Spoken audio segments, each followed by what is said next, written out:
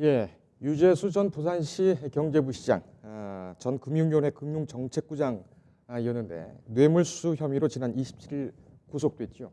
법원은 구속영장이 청구된 여러 개 범죄 혐의의 상당수가 소명됐다고 영장 발부일을 밝혔습니다. 유 전 국장은 이 같은 비위 사실이 청와대 감찰을 통해 드러났지만 별다른 징계 조치 없이 사퇴한 뒤에 여당인 더불어민주당 정무위원회 수석 전문위원으로 근무하다가 넉 달 뒤에는 부산시 경제부시장으로 자리를 옮겼습니다.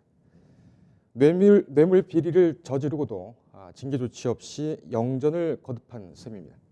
이 때문에 금융위원회는 물론 청와대까지 곤혹스러운 모습입니다.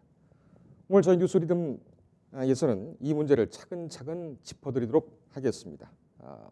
방금 전 또 청와대에서 노영민 비서실장이 입장을 발표한 내용을 반영해서 전해드리겠습니다. 먼저 저희 기자가 준비한 리포트부터 보시겠습니다. 이종용 기자입니다. 유재수 전 금융위원회 금융정책국장이 뇌물수수 혐의로 구속됐습니다. 유재수 전 국장은 금융위원회에서 근무하던 당시 금융업체 서너 곳에서 수천만 원대 금품을 받고 동생 취업을 청탁한 혐의를 받고 있습니다. 검찰 수사는 지난 2017년 유 전 국장의 비리를 청와대 민정수석실에서 감찰하다가 석연치 않은 이유에서 중단됐다는 의혹에서 시작됐습니다. 유 전 국장의 신병을 확보한 검찰은 당시 민정수석실 핵심 인사들을 소환해 감찰 중단 경위를 조사할 것으로 보입니다. 검찰은 특히 금융위원회가 유 전 국장의 비리 의혹과 관련해 청와대의 감찰 사실을 통보받은 뒤에도 징계 없이 사표를 수리한 과정에 문제가 없었는지 들여다볼 것으로 보입니다. 이럴 경우 최종구 전 금융위원장과 김용범 전 금융위원회 부위원장이 조사 대상에 오를 수 있습니다. 금융위원회는 검찰 수사에 따른 파장이 어떻게 이어질지 촉각을 곤두세우고 있습니다.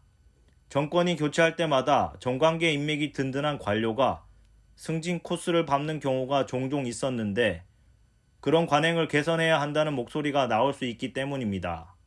뿐만 아니라 과거 조직에 몸 담았던 구성원에 대한 비리 의혹이 금융정책 추진에 미치는 영향도 우려하고 있습니다. 국회 문턱을 넘지 못한 금융혁신법안이나 파생 금융상품 투자자 보호 대책과 같은 현안이 산적한데 일련의 정책적 노력이 퇴색할지도 모른다고 우려하고 있습니다. 뉴스토마토 이종용입니다. 인터넷에 떠돌아다니는 수많은 뉴스 기사. 아직도 포털에서 일일이 검색하세요?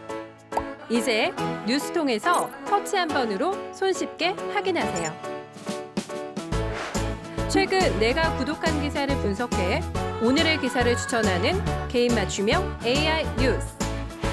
나만의 공간인 뉴스북에서 콘텐츠를 편집하고 이용자와도 활발한 소통이 가능합니다.